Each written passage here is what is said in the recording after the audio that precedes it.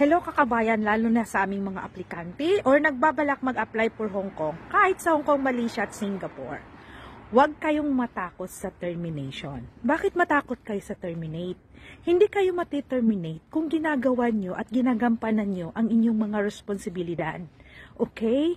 Dahil hindi naman kumukuha ang mga amo sa Hong Kong or kahit saan na para ite-terminate ka. Naghihintay sila ng ilang buwan. Hinahanap ka nila. And the best choice na ginawa nila na ikaw yung pinili nila dahil gusto ka nila at feeling nila, swerte ka sa kanila kasi ikaw ang kinuha nila. So wala silang iniisip na ite-terminate ka pagdating mo sa kanila.